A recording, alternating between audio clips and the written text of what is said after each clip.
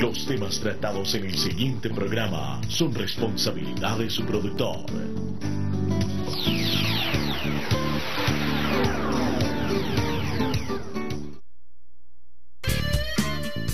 La opinión, el debate, los temas de interés, la actualidad y los invitados están aquí en Personajes y Mapa Político.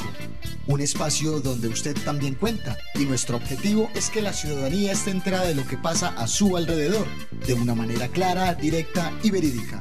Personajes y Mapa Político. Muy buenas, pero buenas noches, gracias a Dios estamos aquí como toda la noche a través de CNC en el canal que todos ustedes quieren escuchar a esta hora con noticias y con el programa de opinión. Como siempre, estamos en compañía de Rubén Darío Pérez, programa, como me lo contaron, lo cuenta este servidor Luis Javier Castancho. Vamos a tener un gran invitado, al asesor presidencial, un hombre filósofo, un historiador, un hombre que es siempre en la noticia, es un gran analista de la política. Vamos enseguida con él, pero primero déjeme, Rubén Darío, ¿cómo va? Estamos felices porque ganó el poderoso de la Selección Colombia, la poderosa Selección Colombia. Tengo la frase política del día. Digámosla, para que nos vamos con el doctor José Tulio. Le pedimos al gobierno colombiano que en aras de que el proceso de paz no sufra ningún tropiezo, se posterguen las próximas elecciones de presidente, de vicepresidente, de Senado, de Cámara, de Parlamento andino, de alcaldes, de gobernadores, de concejales, de diputados, de juntas administradoras locales. Mejor dicho, que las elecciones sean cuando a nosotros nos dé la gana. Atentamente, Iván Márquez. ¿De quién es ese Iván de las FARC. Y ojo a la respuesta del gobierno. No habrá constituyente, no habrá aplazamiento de las elecciones. Lo dice Santos. Pues pero le creemos a Santos. Yo no le creo a Santos. ¿Será que José Tulio le cree? Vamos a mirar. Vamos a ver. Ahí le piqué la lengua. Doctor José Tulio, que la buenas noches, ¿cómo estamos? Javier, buenas noches. Darío, igualmente un gran saludo a todos los televidentes. Muy bien. También el mismo fraterno abrazo de siempre. ¿Escuchó la frase política? Esa es la frase política. A ver, díganos a ver si usted le cree al doctor Juan Manuel Santos. Yo no le creo, Rubén tampoco, pero vamos a ver si usted... Bueno, la verdad es que el director del grupo que tiene el gobierno de Cuba no fue tan enfático como sí parecería haberlo sido el presidente. De la Calle habló de que había que darle todas las garantías a las FARC para hacer política y recordó el caso de la UP.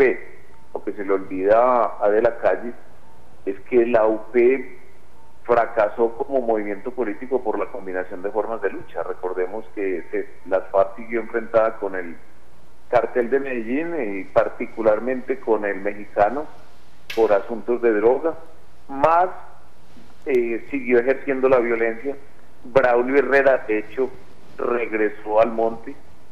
Igualmente Iván Márquez, que eran representantes a la Cámara, y dentro de la propia Unión Patriótica hubo lo que ellos llaman ajusticiamientos. Por ejemplo, José Cardona Hoyos, jefe de la UP y del Partido Comunista en Valle del Cauca, quien había escrito un documento contra la combinación de formas de lucha de su partido, fue asesinado y después se supo que era una orden del propio secretariado de las FARC.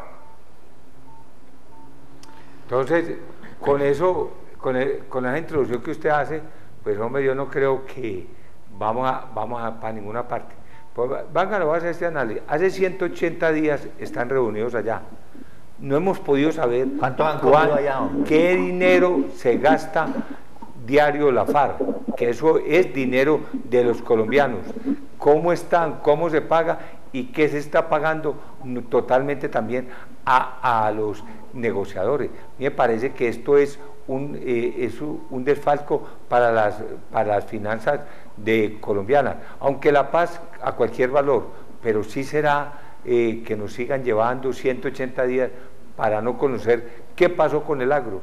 El señor Laforí que es para mí me parece una de las personas que sabe más del agro de la ganadería, pues dio a conocer que allá no se hizo nada. ¿Qué vamos a hacer ahora, doctor José Tulio Gaviria? Y en 180 días no se sabe nada, ¿y qué dinero se gasta?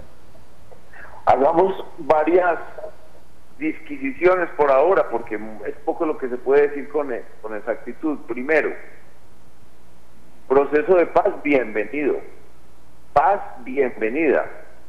Qué mejor que carreteras tranquilas por donde puedan fluir los vehículos, se puedan llevar las mercancías, que Servientrega, que Coordinador, etcétera, puedan ir sin peligro de que les hagan un retén y los maten sus conductores o les destruyan sus carros. Paz, bienvenida para las comunidades campesinas, que no les lleguen a sus escuelas a enrolar a la brava a los niños, que no les violen a sus hijas y a sus mujeres, que no les roben sus gallinas y que no les destruyan sus medios de vida, incluso que no les siembren minas quiebrapata en las escuelas, ahí en los alrededores.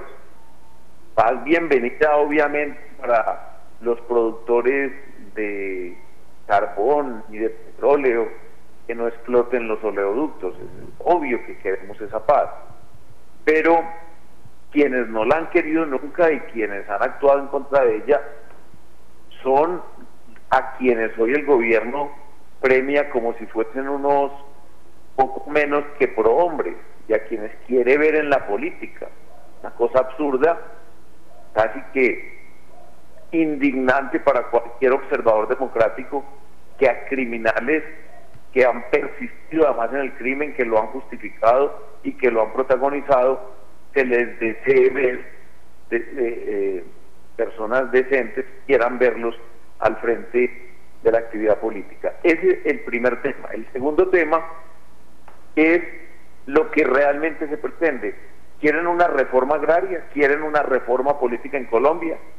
Yo creo más bien que las FARC entraron en el proceso de diálogos con Santos porque desde La Habana, el gobierno de Fidel Castro y de Raúl, y desde Cuba, el gobierno de Chávez y ahora de Maduro, consideran que el juego de las FARC para convertirse en un factor de poder muy importante, todavía incluso no necesariamente de gobierno, pero sí de poder en Colombia, podía pasar por ese proceso. Y de hecho, quien acoge las conversaciones y quien le da toda la cobertura política hoy a las FARC es el gobierno de Cuba, precisamente el país donde se fundó el ELN, una organización terrorista gemela de las FARC, y el gobierno de Venezuela, desde donde está produciéndose todo el fenómeno de expansión de la extrema izquierda latinoamericana. Entonces, lamentablemente creo yo que la conducción por parte del Estado colombiano, es decir, del gobierno del presidente Santos, no es la más inteligente, no es la más coherente con la defensa de los intereses reales de los colombianos, sacrifica prácticamente toda nuestra dignidad, le importa un comino que haya permanente acogimiento por parte de Venezuela de los grupos que atacan en Colombia, asesinan y masacran y luego huyen por la frontera, y además les ha dado toda la cobertura para que se les relegitimen. Ahora ellos mismos en sus páginas web han mostrado cómo los han ido a visitar a Cuba delegaciones de Irlanda, delegaciones de España, cómo mantienen a través también de la Cancillería cubana relaciones con organizaciones del Foro de Sao Paulo y de la Coordinadora Continental Bolivariana, lo que demostraría que lo que se está fraguando es un proceso de crecimiento de las FARC para acercarse más como factor de poder en Colombia a un futuro gobierno o a una presencia muy poderosa de ellos en la vida colombiana. Eso es un gran retroceso y de ninguna manera un avance. ¿Qué dice usted, pasamos de plano, cuando se dice por el presidente Maduro que ya se compraron 18 aviones, que tiene todas las pruebas y que de aquí de Colombia se van a operar en un aeropuerto que ninguno de la prensa ni nadie ha podido responder dónde lo están construyendo. Y yo no creo pues que así sea el presidente Santos algo inmaduro, pero no creo que vayan a prestar a Catán para hacer alguna operación en contra de Venezuela, y menos con aviones que han comprado, que ya los tienen comprados según el gobierno de Venezuela. Esto no es algo para distraer la atención de la situación económica de Venezuela, doctor José Odulio Gaviria. Bueno, esa afirmación la hizo en primer término un señor de apellido Rangel, que fue vicepresidente de Venezuela, y que hoy, qué cosa tan curiosa, asombrémonos, apareció al lado de Maduro en la reunión del Consejo de Estado hablando a los 4 vientos en Venezuela de ese tema. En segundo lugar, el señor Maduro ha mostrado, no solamente en la campaña, sino en la propia presidencia, todos los rasgos de un lunático, de un desquiciado. Mire, por ejemplo, afirmó que el presidente Chávez, el alma del presidente Chávez, él desde otro planeta, con esas palabras lo dijo, le estaba hablando a través de un pajarito que se le había aparecido en una pequeña capilla. Pero en las declaraciones o en la grabación de Mario Silva, un periodista de televisión que era como el numen, la persona más cercana, el que le dictaba la cartilla a Chávez antes de su muerte, Mario Silva, dice Mario Silva al gobierno de Cuba, y como un informe secreto, que él está muy preocupado porque le dijo a él mismo, el presidente Maduro, por teléfono, que en una fotografía que él tenía en su despacho del presidente Chávez, en las manos de la fotografía había aparecido la figura de Maduro, como como una especie de esos milagros de la Virgen o del corazón de Jesús. Entonces, afirmar que la oposición, una oposición civil, pobre por lo demás, está arrinconada, está comprando 18 aviones que valen en promedio más de 50 millones de dólares cada uno, para poner en una base militar colombiana, en territorio colombiano, alquilada, dijo él, por los Estados Unidos. Pues eso es un asunto que parecería humorístico, pero no lo es, porque todos sabemos las gravísimas consecuencias que están resultando de esas baladronadas o de las locuras de Maduro. Entonces, esa acusación, primero, no tiene ningún sentido, debiera ser risible, pero no lo es, por el contenido amenazante para la oposición y para la vida democrática de Venezuela que ellas suponen. Por otra parte, hoy mismo repitió Maduro lo que ya había hecho Chávez cuando fue asesinado por ellos mismos, como se ha comprobado posteriormente, el fiscal Anderson, una periodista muy acuciosa, vino a Colombia en plan de investigación, se llama María Angélica Correa.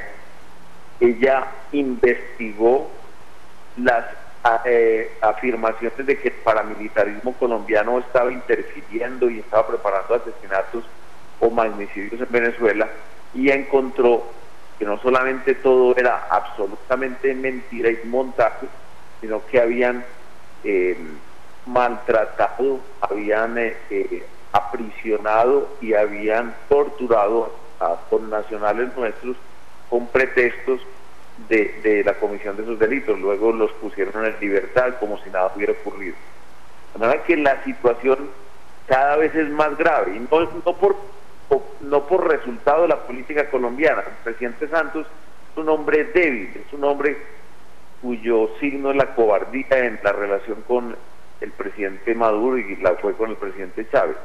Pero haber recibido al presidente o al candidato presidencial de la oposición, acto completamente lógico y derecho propio de los estados soberanos, convertirlo en un objeto de nuevas declaratorias de guerra prácticamente y de agresiones contra Colombia muestran que nunca las relaciones con el chavismo podrán ser buenas, por más arrodillamiento que predique la canciller María Ángela Alduve. Vamos a hacer un paréntesis en todos estos temas tan importantes y tan interesantes para que entremos en un tema obligatorio, doctor José Obdulio, es la mecánica electoral. Mecánica que obliga, entre otras cosas, a conocer detalles de cómo van a ser las inscripciones, por dónde se van a inscribir, van a ir en qué partido, quiénes se van a inscribir, quiénes a Senado, quiénes a Cámara, quiénes a Presidencia, quiénes a Vicepresidencia. Y aunque está como crudo el tema por ahora, pero es bueno ir dando puntaditas. Vamos a ubicar, por ejemplo, tema presidencial, doctor José Obdulio, que han definido en las últimas horas cómo va a ser la escogencia del candidato y quiénes suenan. Bueno, yo creo que se está consolidando la fórmula del sistema de encuestas para la definición de la candidatura del uribismo. La candidatura del santismo, pues, estará en manos de Santos, aunque yo me temo por él, que tanto abucheo y tanto rechazo y tanta encuesta que está mostrando que no será reelegido, de pronto lo haga virar y nominar a alguien de su entorno, tipo Vargas Lleras o tipo Juan Camilo Restrepo, etcétera. Pero bueno, eso es una posibilidad desde la orilla santista. Desde la orilla uribista hay unos candidatos que han estado intentando hacer un acuerdo. Hay que repetir y decir muchas veces que a nosotros no nos importa mucho el candidato mismo, sino su capacidad de hacerse elegir y su sincera convicción respecto a la plataforma política del presidente Uribe, sobre todo con respecto a la seguridad. Pero el sistema que ellos están moldeando es el sistema de encuesta realizado luego de algunos eventos hechos por regiones. Después, cuando esa fórmula ya esté cocinada, pues yo llamaré a Rubén Darío para comentarle cómo quedó definitivamente. Pero en principio, la vía la escogencia por la estadística, es decir, la contabilidad que se hace mediante la recolección de datos en encuesta, parecería ser la más la que mejor resultados puede dar. Hay otra fórmula de la que se ha hablado, y es que ellos fueran todos a la primera vuelta, pero pues parecería que lo que prefieren los candidatos o los precandidatos por ahora es esta fórmula que les he dicho.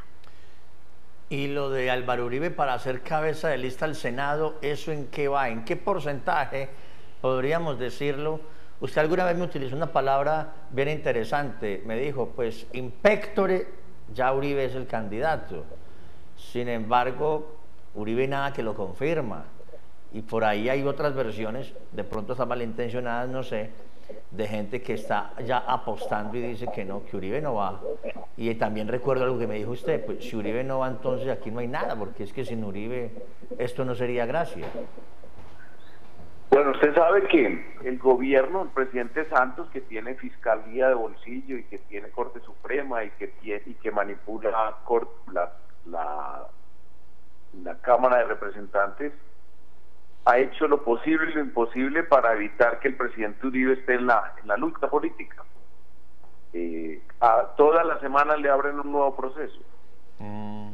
Esa es una realidad. Ahora, ¿qué decisión va a tomar el presidente frente a ese acorralamiento, a esa victimización que lo están haciendo, de lo que lo están haciendo objeto? Pues él se ha estado moviendo por todo el país en los talleres democráticos y no ha dicho hasta ahora que no. La verdad es que usted tiene razón, y no ha dicho que sí, no ha dicho la fórmula va, y en consecuencia preparemos camino y la selección de los mejores personajes, las mejores figuras de nuestra corriente para que vayan a hacer una gran corriente y una gran bancada política, de manera que eso todavía está en veremos. Evidentemente nuestra idea es que debe ser una lista nacional cerrada con muy buena composición desde el punto de vista doctrinario, es decir, que todo el mundo sepa la lección, que todos tengan el don de la palabra, la elocuencia, que sean parlamentarios, no tramitadores de auxilios y cosas de esas, y que además estén en condiciones de hacerle la segunda al presidente Uribe en todos los aspectos, en los grandes debates sobre la salud, sobre la educación, sobre obras públicas, la vida internacional, etcétera, etcétera. Entonces, pues ahí surge un mundo de nombres. Por ejemplo, Alfredo Rangel es una persona perfilada perfectamente para hacerle la segunda al presidente Uribe en todos los temas de seguridad y en el gran debate sobre los temas militares y lo demás. Rafael Nieto Loaiza en los temas internacionales, Paola Holguín en los temas nacionales y de políticas públicas, etcétera, etcétera. Es decir, los nombres han ido surgiendo y se han ido perfilando, pero una cosa es si va Uribe y otra cosa muy distinta es si él no va. Muy bien. Pero si Uribe no va, de todas maneras podría ir el Centro Democrático. Eso es lo que yo no, es que el Centro Democrático pues va, pero si va Uribe, eso es. Las probabilidades son unas muy elevadas, muy grandes, porcentaje enorme de votación. Yo me atrevería a decir muy por encima del 25%. Oiga eso. Si Uribe no va, pues la lista se reduce muchísimo en expectativas. Y eso ocurriría igualmente con las cámaras en todos los departamentos. En todos los departamentos va a haber cámara, pero ahí no cerrada, ahí sí es cámara, la cámara sería por que escogencia por el voto preferente. Voto preferente, ¿sí no, o no? No, tampoco se ha definido. Tampoco se ha definido cómo va a ser la composición. Lo que no se va a hacer es regalar curules, está bien. Y tenga usted la seguridad. Los Roy Barreras y los Benedettis, los que simplemente quieren medrar alrededor de una doctrina y un punto de vista mayoritario para hacerse elegir, yo creo que se deben ir despensionando e ir buscando otros lugares en donde realizar sus aspiraciones. Esta pregunta, no sé si suena estúpida, pero hay que hacerla. ¿Tendrán candidatos a Parlamento andino? Sí, a todo, no, claro, porque el movimiento pues recogerá firmas para todo. Se recogen por separado y estuvimos estudiando eso. Hay que recoger las firmas una vez elaborada la lista. Eso le quita todas las dudas respecto a cuándo aparecerán las listas, porque si se recogen las firmas para ser inscritas en el mes de diciembre, prácticamente a finales, entonces las firmas deben estar recogidas en octubre, a más tardar, para que estén aprobadas. Y ya hay una gran propuesta. Andrés Julián Rendón Cardona, que será invitado aquí mañana como invitado especial, así como lo es usted hoy, doctor José Obdulio. Andrés Julián me ha dicho que una de las propuestas que tienen muy clara es, en el Congreso próximo, una vez sean elegidos ellos allá y den la pelea a través del don de la palabra, como usted lo dice, es para que el Congreso se vuelva unicameral y se reduzca, entre comillas, esa alcahuetería, digámoslo, y no tanta gente, sino una sola Cámara y más reducido el Congreso. ¿Es una de las propuestas bandera? Sí, acuérdense que no es que vamos a elegir gente para ir a medrar ahí alrededor de auxilios y del poder. Andrés Julián tiene toda la razón en cuanto que el cambio es drástico. Por ejemplo, nadie va a pretender tener 10 áulicos válidos con salarios elevadísimos a su servicio personal. Tendría que ser una gran oficina de asesoría, buena parte de ella concentrada en Bogotá y algunas otras en la región, en las regiones, pero trabajando en los temas intelectuales y políticos y sociales. Me refiero a las UTLs, que no van a ser pues el sistema corrupto actual, que lo que hacen es nombrar sus conductores y sus ayudantes y solamente a sus caciques de pueblo. Igualmente no va a ser para apoltronarse ahí y evitar los grandes cambios y transformaciones que podrían lograr y realizar una mayoría parlamentaria dirigida por el presidente Uribe. Me refiero a la disminución, por ejemplo, del número de parlamentarios de nivel nacional, dada la idea de que se unicameralice, digámoslo así. Con otras ideas está formulando el candidato Pacho Santos respecto a la federalización y al cambio radical de la estructura actual, la descentralización de los consejos.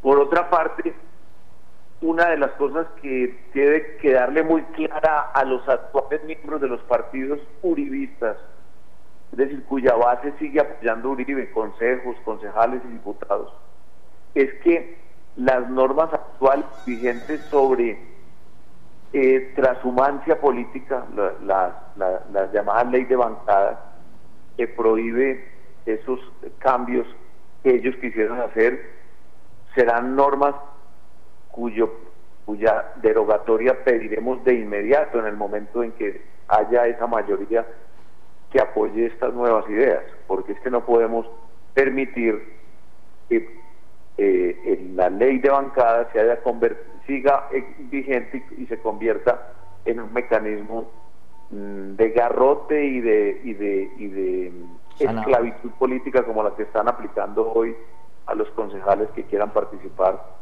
y a los diputados que quieran participar en el Centro Democrático. Muy bien. El señor Roberto Salazar nos escribe por Twitter que le preguntemos cómo se puede hacer la paz con unos genocidas que dicen que son un, entre comillas, ejército, que no ha sido derrotado y que su crimen es la, comillas, legítima defensa. Doctor José Odulio. Vea, esa paz, de acuerdo al santismo, se hace con impunidad y con entrega de un factor de poder político muy grande como recompensa por el hecho de que le otorguen al presidente la posibilidad de concurrir como candidato al premio Nobel, y creando unas circunstancias políticas terribles en donde el Foro de Sao Paulo y la Coordinadora Continental Bolivariana obtienen un terruño, un margen de poder muy elevado en Colombia. La verdadera paz, el verdadero acuerdo entre los colombianos parte de un concepto contrario. Primero, mucho respeto por las víctimas. Segundo, cero impunidad. Tercero, no elegibilidad de quien haya ejercido la violencia. Yo, por ejemplo, considero injusto desde cualquier punto de vista el hecho de que una persona admirable en la política como Mario Uribe Escobar o como el senador Pimiento, etcétera, no puedan ser elegidos. Pero eso es un hecho, no pueden ser elegidos porque hay una normatividad que lo prohíbe. Pues con mayor razón creo que debe discutirse la posibilidad de elección de cualquiera de los miembros del secretariado. Si no pueden ser elegidos Mario Uribe Escobar o el doctor Pimiento, pues no lo pueden hacer, no lo podrán nunca ser Timochenko, Iván Márquez y todos sus compañeros, Pablo Catatumbo, Santich, etcétera. Entonces, no hay ninguna oposición a la paz, de ninguna manera. Bienvenida a la paz, e incluso bienvenidos los diálogos con el crimen organizado, cuando sea posible, pero tendiente primero a la cesación inmediata de la actividad criminal, uno, y dos, el sometimiento de ellos a unas normas de conducta propias de las democracias liberales, que es que quien la hizo la paga dentro de la ley y con las posibilidades de que esas condenas o esas penas sean más cortas, sean menores, precisamente como consecuencia del equilibrio que se da entre el respeto a las víctimas y el deseo de aplicación de la justicia, por una parte, versus la recompensa a la decisión de cesar actividades criminales voluntariamente y mediante el sometimiento.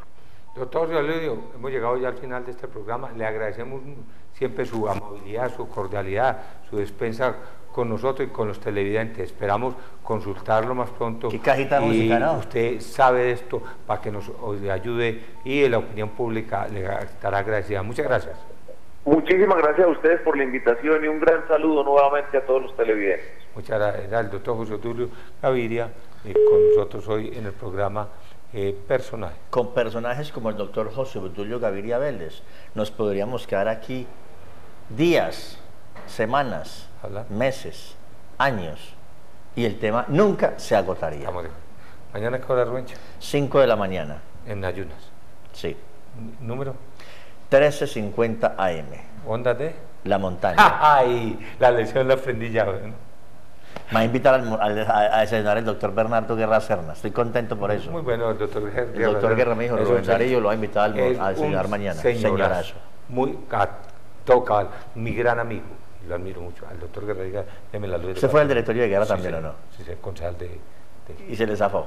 Empezar, porque es que allá era la... Puro lapicerito allá. La pluma. Venga, ¿eso fue en qué año más o menos? Venga. ¿Y en qué pueblo? ¿En Fredonia era concejal usted de Guerra? Concejal en Fredonia, fui concejal en Salgar. ¿Pero a dedo o por elección? En Betulia por elección. Pues en Cabecener y fui concejal de Medellín. ¿Y fuiste guerrista? Fui guerrista. ¿Qué tan verde? Muy bien, a ustedes lo espero mañana aquí de 8 a 8:30 en esa noticia y 8:30 a 9 en el programa Personajes. Hasta mañana y que Dios lo bendiga. Somos soldados de... Hombre, démosle la gracia antes. La opinión, el debate, los temas de interés, la actualidad y los invitados están aquí en Personajes y Mapa Político. Un espacio donde usted también cuenta y nuestro objetivo es que la ciudadanía esté enterada de lo que pasa a su alrededor, de una manera clara, directa y verídica. Personajes y Mapa Político.